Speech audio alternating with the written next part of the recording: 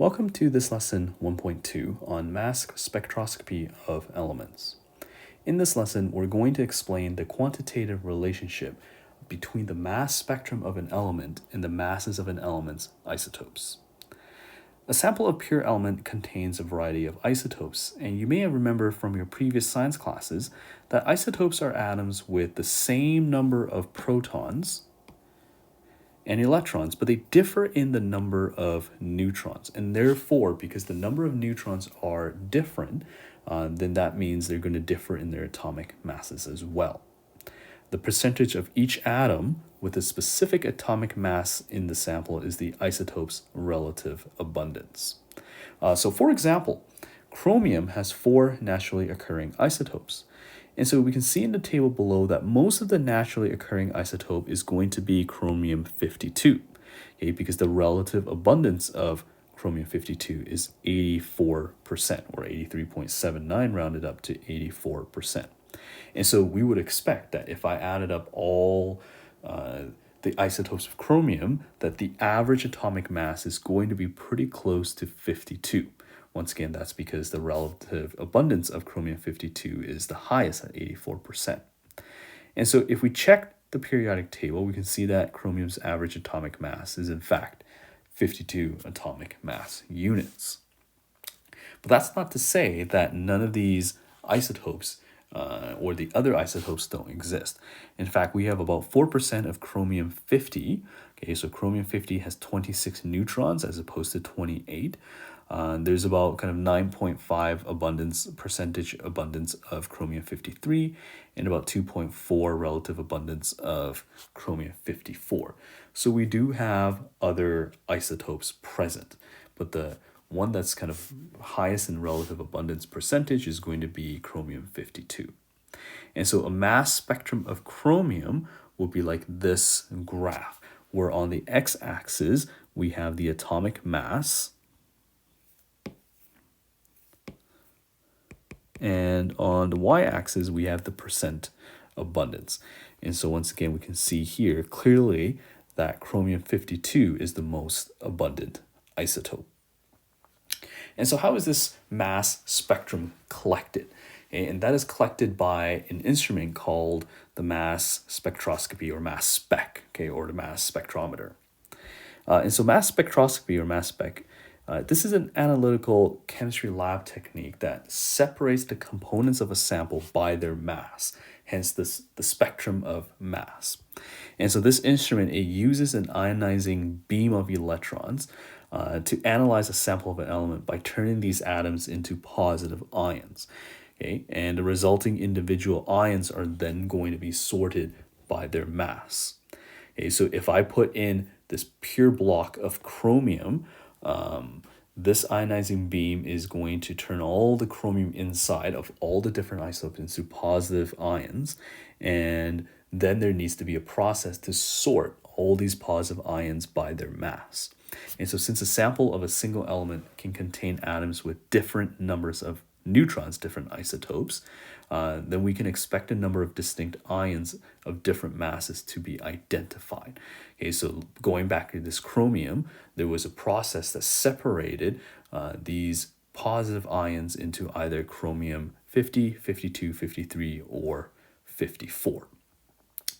And so this is kind of a picture of a mass spectrometer, and this diagram to the right kind of explains the process here, right? So we have this ion beam that ionizes all the metals into, or nonmetals into positive ions, and these positive ions are going to be accelerated through a magnetic field, and depending on how heavy these ions are, it's going to kind of curve. And so if the atoms are quite heavy, the most massive ions, if the ions are quite heavy, they're going to curve less. But if you have an isotope that's lighter in mass, okay, with fewer neutrons, then they're going to curve quite a bit. And this detector plate at the end is there to then kind of detect the different signals. Okay, so for chromium, there was 4 different isotopes, and so on the detector plate, it would detect 4 different signals. The mass spectrum of a sample containing a single pure element gives information about the naturally occurring isotopes of that element. And so once again, when we read that mass spectrum, when we read that graph, we can determine what are the isotopic masses, okay? And we can also figure out the relative abundance, meaning what's the percentage abundance of that isotope. And so with that information, with the graphs that we've seen before with this graph here, what we can do is we can actually calculate what the average atomic mass is by using the relative abundance and mass of each of the isotopes. Okay, so we have a fancy looking equation here. The average atomic mass is, that sigma sign, it means the sum. This is the sum of, we take each isotope, we take the relative abundance of each isotope and multiply that by the mass of that isotope, and we do that for every isotope. We add it all up, and that gives us the average atomic mass. And so with this equation, it sounds a little bit confusing, but let's use this equation in an example here. Okay, so this is an example of a mass spectrum graph. Okay, so the mass spectrum of a sample of pure element is shown below. Let's calculate the average atomic mass of the element. Okay, so the first few things I'm going to take a look at. It looks like I have a mass of 39 and a mass of 41. Okay, so clearly the mass of 39 has a higher peak with a relative or the relative abundance of 93.26%. Okay, and this 41 has a mass of 6.73%. Okay, but we also see that in between there's a 0.01%. Okay, and this is referring to the mass of 40, whose peak is probably too small for us to see. Okay, but we do have three isotopes. We have an isotope with a mass of 39, 40, and 41. And so if we want to figure out what is the average atomic mass, what we're going to do is we're going to take each of the isotope. Okay, so the first isotope has a mass of 39. We're going to multiply that by the relative abundance percentage. So this is 0.9326. We're going to add the same thing for each of these isotopes. So this is 40 times 0.01% is 0.0001. And then we're going to add the next isotope, which is 41 times 0.0637. Okay, and so if we do the math, if we add all that up, then we get 39.1 atomic mass units. And so if we look on the periodic table, this atomic mass of 39.1 matches that of potassium. And so this mass spectrum really is a mass spectrum of potassium. Okay, let's take a look at another type of question here. So in example 2, rhenium Re, this is one of the rarest elements on Earth. Alloys containing rhenium are used for oven filaments and X-ray machines. The average atomic mass of naturally occurring rhenium is 186.21. Okay, so in this question, the average atomic mass is given. There are two common isotopes of naturally occurring rhenium. Okay, so using the information given in the table below, calculate the percent abundance of naturally occurring rhenium. So whereas in the question before, we were given the mass, we were given the relative abundance, and we were asked to find the average atomic mass. This time we're given the average atomic mass, we're given the masses, and we have to go and find what is the relative abundance.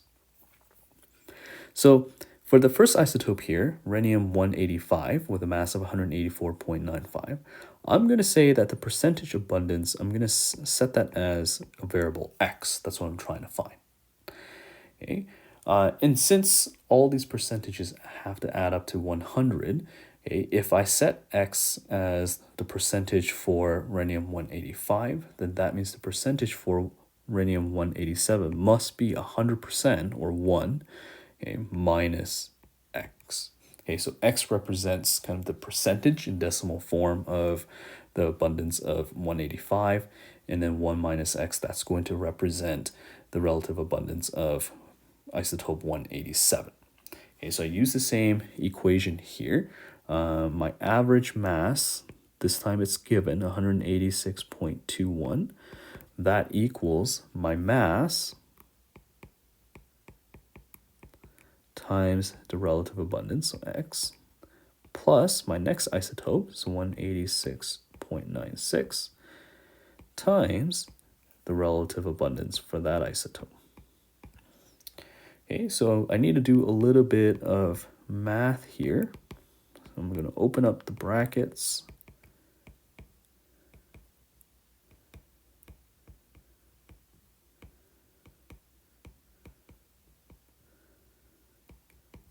I'm going to do a little bit of algebra. I'm going to move the x terms to the left side and the non-x terms to the right side.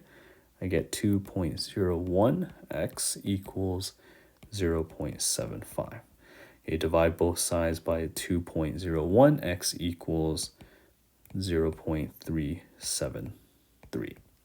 Okay, so that means, let me use a different colored pen. That means that the percentage abundance for x, this is going to be 37.3%. Okay, which means that the percentage of the relative abundance percentage of uranium 187, this is going to be 100% minus 37.3%, or 62.7%.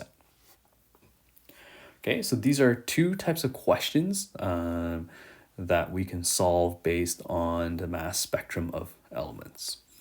And so this is it for this lesson here on mass spectroscopy. If you have any questions, as always, feel free to answer me. Otherwise, please take a look at some of these practice questions and the fun sheet question.